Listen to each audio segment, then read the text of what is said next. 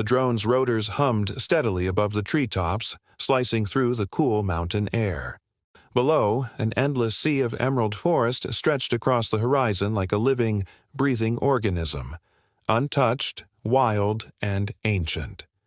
Miles from civilization, the last thing anyone expected to see was a little girl.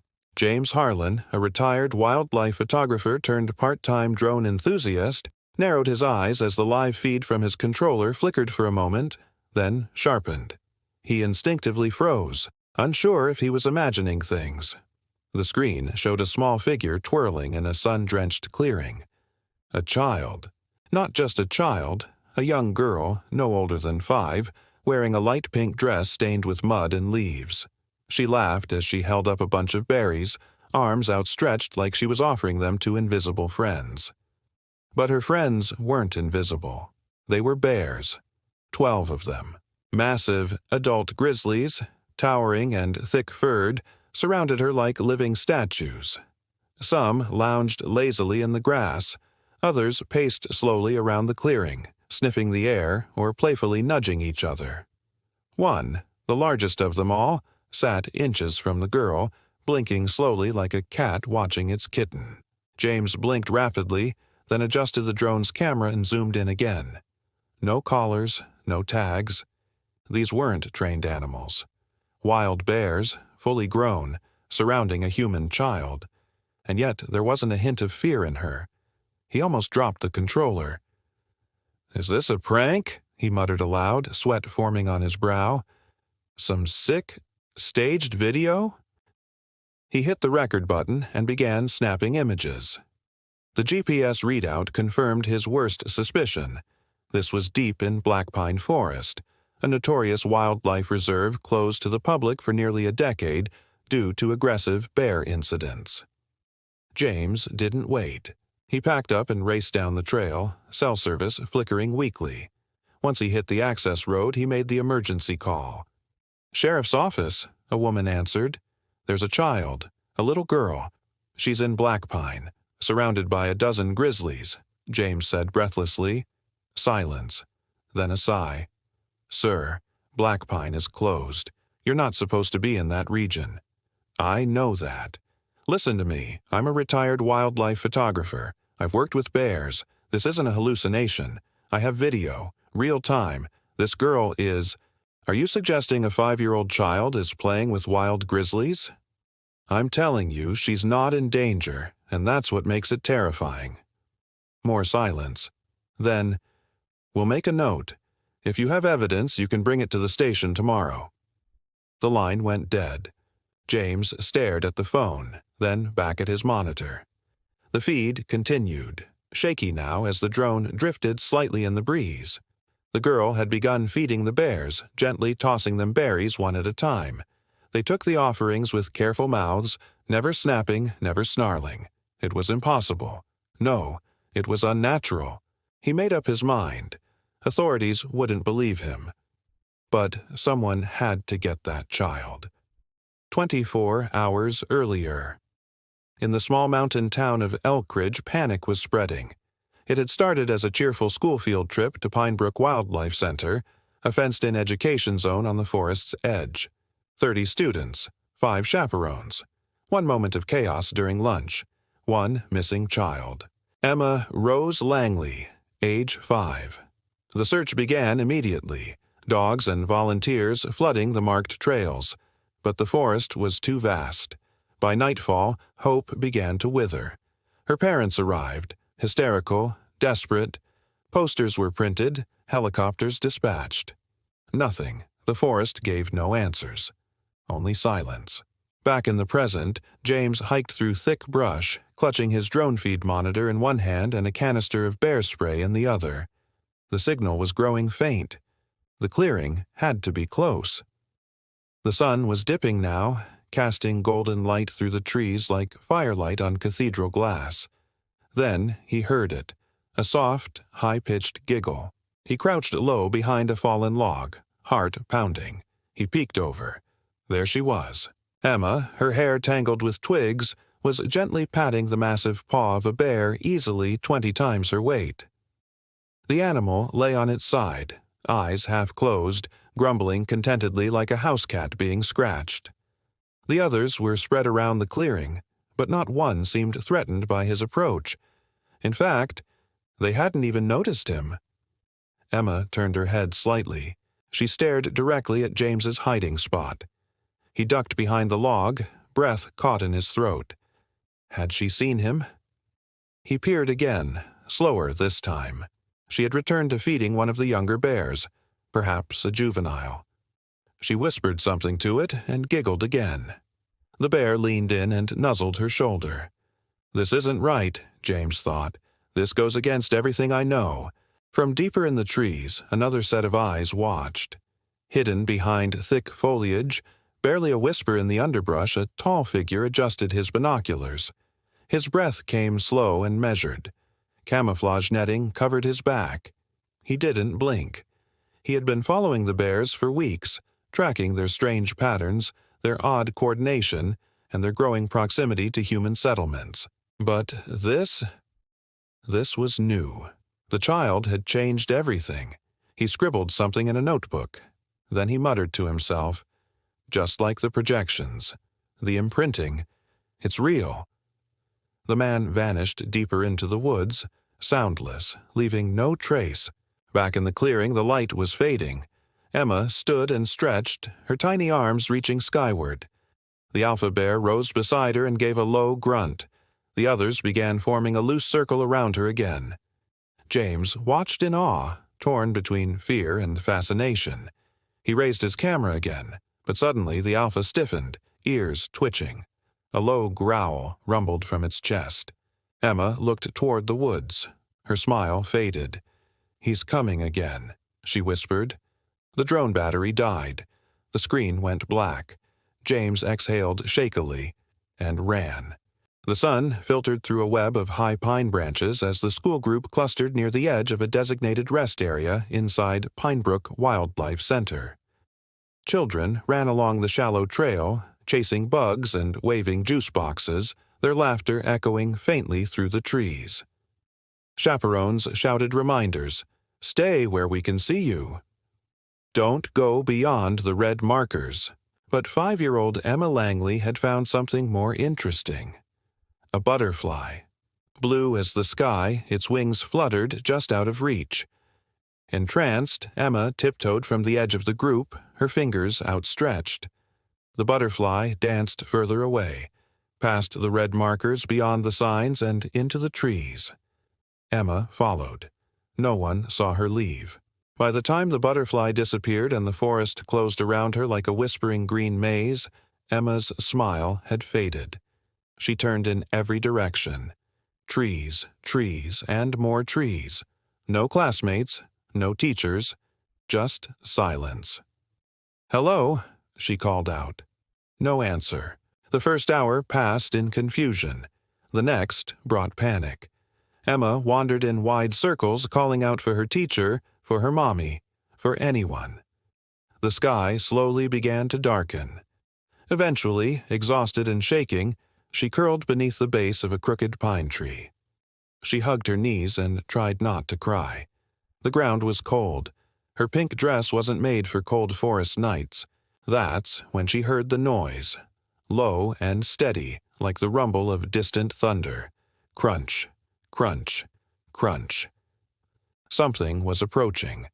From behind the trees, a shape emerged, massive, furred, and breathing heavily. Its eyes glinted like golden glass. A grizzly bear, nearly 7 feet tall, muscle rippling beneath its coat, it paused only feet from where Emma sat. She looked up slowly, eyes wide, breath trembling. But no scream came. No fear surged in her. The bear stared at her. Emma whispered, "Are you going to eat me?" The bear blinked once. Then it lowered itself to the ground, curling up not far from her, letting out a slow breath. A strange calm filled the clearing. Emma hesitated. Then, without fully knowing why, she scooted closer, her back pressing against the bear's thick flank. Its fur was warm, its breathing steady. She fell asleep like that. in the arms of a guardian nature never meant to assign her. The morning light brought more than just warmth. When Emma opened her eyes, the single bear was gone. But she wasn't alone. She sat up, startled as the clearing filled with movement. More bears. 1, 2, 6, 9, 12. Massive creatures lumbered out of the forest like silent shadows. Some sniffed the air, others glanced at her curiously. They didn't growl. They didn't charge. They sat, forming a loose ring around her like a living barrier. And from within the ring, the first bear emerged again, its nose twitching, eyes soft. Emma stood and smiled. "You came back," she whispered. The first bear took a step forward, then stopped. It nudged something toward her. Berries, blueberries. Mushy, crushed, but unmistakable. A gift. One by one, the others did the same. Within hours, a new rhythm formed. Emma, guided gently by the first bear, whom she now called Grumble, was introduced to the rest. She gave each a name. There was Moose, the huge, sleepy one who always walked behind her. Nibble, who chewed constantly on leaves and twigs. Scratch, who liked rolling on the forest floor. Echo, who followed her silently, always just a few paces behind. Each bear had its own habits, its own mood. Emma began to read them like a second language. They brought her more berries, dug up roots. When it rained briefly, they surrounded her in a tight huddle to keep her dry. At night, she slept between Grumble and Moose, warm and safe. She should have been terrified. Instead, she laughed. Meanwhile, deep in the forest, James Harlan had returned. Drone in one hand, journal in the other, he followed his instincts. Something had begun to haunt him since that first sighting. The drone footage didn't just show bears near a child, it showed patterned movement. Bears don't move in synchronized groups. They don't build trails, they don't coordinate. But these had. As he moved deeper into the wild, James found signs he didn't expect. Claw marks on trees that formed patterns, not warnings. Pressed earth, shaped like sleeping pits. Even small piles of stacked stones near the riverside. Something, or someone, was teaching the bear's structure. He took photos, documented every mark. Then he found it. A strange half-shelter made of branches and moss, far too precise to be natural. No human scent, no tools, just clawed logs interwoven. He muttered to himself, "This is impossible." Back in Elkridge, the story was beginning to leak. The footage James had recorded was quietly shared online. The clip, Emma laughing among grizzlies, spread like wildfire. Most thought it was CGI or a twisted prank, but it reached one person who recognized something others didn't. Dr. Lena Volkov, a reclusive wildlife biologist living in Montana, froze as she saw the clip. She didn't blink. She didn't speak. She zoomed in, frame by frame. The scar over one bear's eye. The faint glint of metal near another's shoulder. Her hands began to shake. She opened a locked drawer and pulled out an old Soviet file folder stamped Proact Gaia. Project Gaia. Inside were images. Bears in cages, bears with electrodes, bears undergoing conditioning. A program shut down in the 1980s, allegedly disbanded after ethics violations. According to official records, all experimental subjects were disposed of. But here they were, alive. The markings, the behaviors, the eerie human-like coordination. She picked up the phone. "Get me the Elkridge Sheriff's Office," she said. "Now." Back in the forest, night fell again. Emma sat beside Grumble, drawing shapes in the dirt with a stick. "You're like my new family," she said softly. "Better than the scary people on TV. You don't yell, you don't lie, you just stay." Grumble nudged her shoulder with his nose. High above them, on a ridge where neither Emma nor the bears could see, the silent man in camouflage watched. He scratched a note into his notebook. Subject Alpha continues protective behavior. Imprinting phase complete. Human child has bonded. Bears show no aggression. Then he glanced behind him at a silver case partially buried beneath a tarp. The forest had never been so loud, yet so silent. Wind howled above the treetops, brushing needles like whispers. Below, in a hollow glade bathed in pale light, the tension crackled so thick it distorted the air. Emma stood still. Her tiny body, arms trembling but held firm, was positioned squarely between 12 titanic shapes and one very dangerous man. Dr. Halden, blood on his lip and madness in his eyes, raised the old military transmitter once more, clicking it uselessly. It sparked, short-circuited, and died. The alpha bear, Grumble, was inches from Emma, low to the ground, growling deep enough to vibrate the soil. Behind him, the other 11 bristled and shifted, forming a defensive crescent. But they didn't move forward. Not without her. Because they wouldn't attack, not unless she was hurt, and Halden, with nothing left to lose, knew it. He pulled the pistol from his belt. Far above, a small drone hovered silently. James Harlan's hands shook on the controls. His laptop was live, streaming in high resolution to a private satellite relay. Within minutes, his stream was picked up by global news outlets. Within 10, the world was watching. Helicopters began circling the airspace.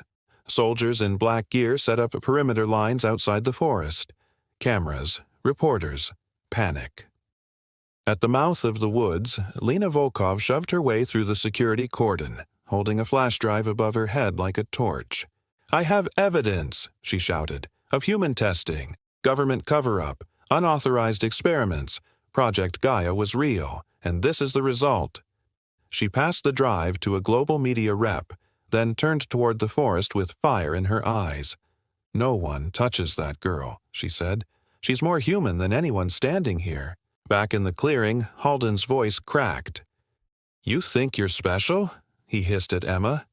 "You're a fluke, a freak. They love you because I made them that way." Emma didn't respond.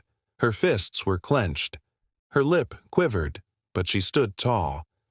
"I don't care why," she said softly. "They chose me, and I choose them." Halden's hand twitched. The gun fired. The shot cracked through the air like lightning. Grumble roared and lunged. The bullet struck him in the side. The world held its breath. Chaos exploded. The bears surged, but not toward Halden. Instead, they spun and encircled Emma, creating a living wall of fur, muscle, and rage. Grumble staggered, his roar turning to a guttural wheeze. The other bears carried Emma, carefully, protectively, into the shadows of the forest, disappearing between tree trunks like ghosts. Halden collapsed to his knees, the pistol clattering to the ground as agents stormed in behind him. But Emma was gone. Inside the heart of the forest, deep within a moss-covered cave that had once served as a shelter for Project Gaia's earliest test runs, the bears huddled in silence. Grumble lay on his side, his breathing shallow, foam gathering at the edge of his mouth. The wound bled freely. Emma knelt beside him, her face wet with tears and dirt. Her tiny hand stroked his ear, shaking. "Please don't go," she whispered. "You were never just a bear. You were Grumble. My Grumble." He wheezed, eyes fluttered. The cave echoed with the low rumbles of the other bears, pacing in grief. One nudged a stone bowl of muddy water toward Emma. Another pressed her teddy bear, a leaf and bark creation she had fashioned days earlier, into her arms.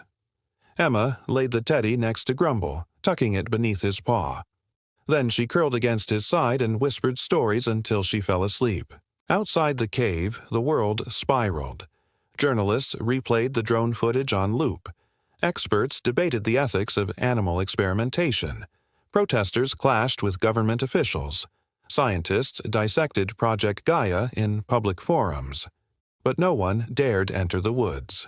Every soldier and agent stationed along the perimeter spoke of the same thing: movement in the trees, eyes that followed, shadows that circled. For 36 hours, no one crossed the boundary. And then, just as silently as they had disappeared, the forest opened. Emma emerged, barefoot and covered in fur and dried leaves. Her blonde hair was tangled, her face smeared with ash and sap. She held something in her arms, what looked like a small bundle of cloth and bark, torn ribbon and pine needle stitching. It was her teddy bear. Now misshapen, patched with bear fur, but still whole. Behind her, the 12 bears stood in a line at the edge of the trees. Grumble, bandaged with vines and moss packed with herbal salves, leaned against another for support. He was alive. Emma looked up at the stunned crowd of onlookers, journalists, soldiers, civilians, and gave the smallest smile. She didn't speak. She didn't need to, because the world saw. They saw the bond, the love, the impossibility. In the days that followed, Emma's story spread across every screen, every newspaper, every school, and home. People argued, governments denied, science questioned itself. But the forest remained quiet. Lena Volkov testified before an international ethics tribunal. James Harlan's footage became the most viewed stream in history. The Project Gaia lab was destroyed, its files leaked, its legacy buried. And Emma? She returned home, slowly, carefully. But something had changed. At night she would sit by her window looking into the trees, waiting, and sometimes, just sometimes, 12 shadows could be seen at the edge of the forest, watching, protecting, waiting for her to return. Because while the world called them monsters, Emma knew better. They were family. The forest was still, unnaturally so. Emma, nestled in the middle of her circle of bears, lay on her side humming softly to herself, tracing shapes in the dirt with a twig. Above her, an owl hooted once and then went silent. Farther up the ridge, behind a veil of pine and shadow, the observer took off his cap, revealing a sharp, deeply lined face and eyes that hadn't slept properly in years. Dr. Victor Halden was no stranger to watching from afar. He scribbled into a notebook beside a metal case. Subject 12 exhibits heightened alertness. Subject 7 injured. Behavioral response increasing. Host bond with child intensifying. He paused, lifting his pen. This wasn't just survival. This wasn't just anomaly. This was fulfillment. She's the trigger, he muttered. 20 years earlier, Project Gaia, a cold bunker beneath Soviet mountains. 12 bear cubs in steel pens, each with wires braided into their skulls, their eyes foggy with tranquilizer. Across from them, children, carefully selected, emotionally distant, chemically primed. The goal?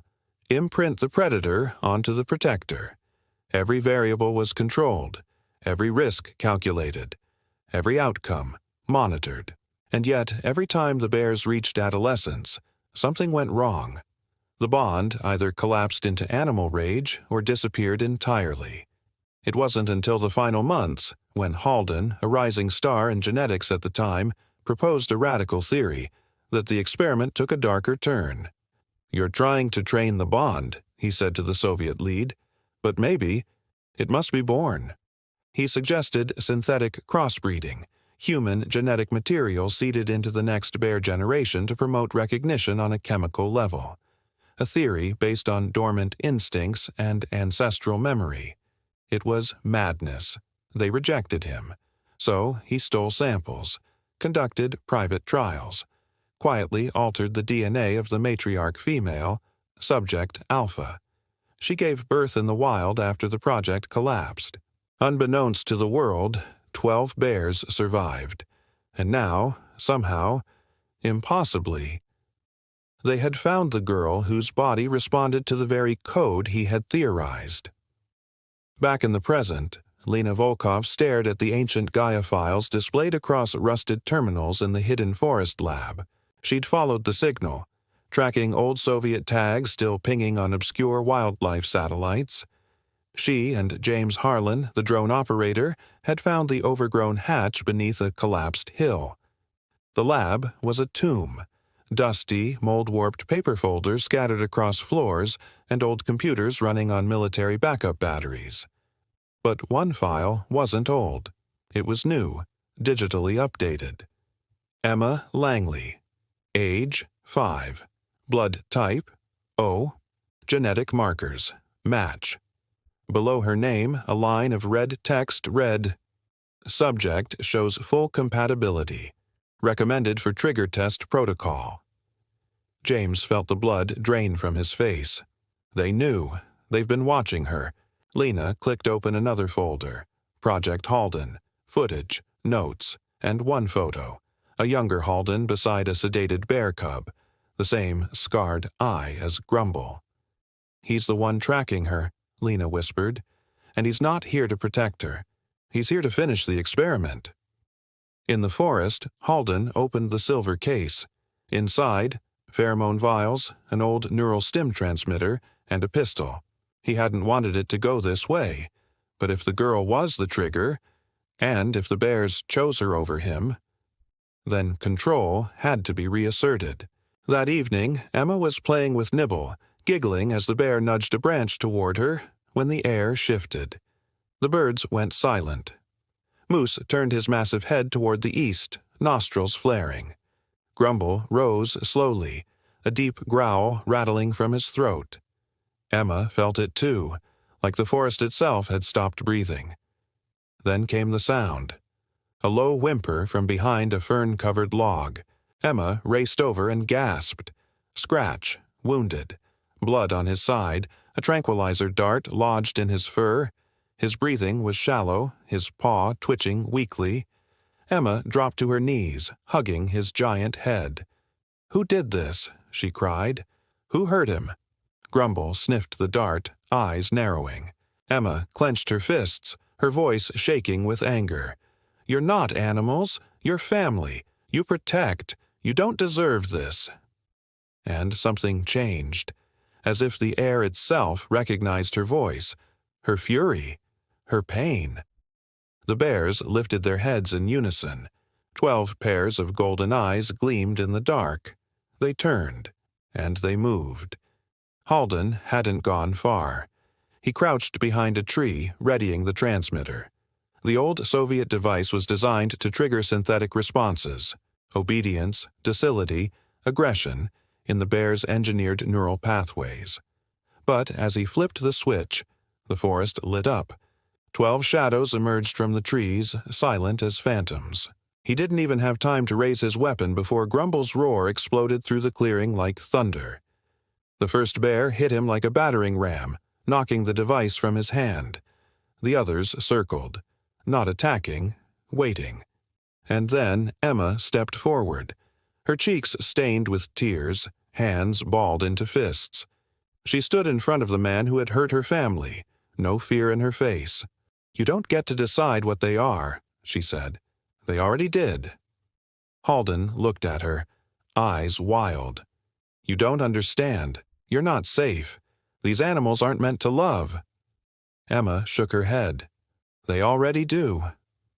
Behind her, Grumble let out a deep breath and moved to her side, shoulder to shoulder. The message was clear. She was one of them, and Halden was not.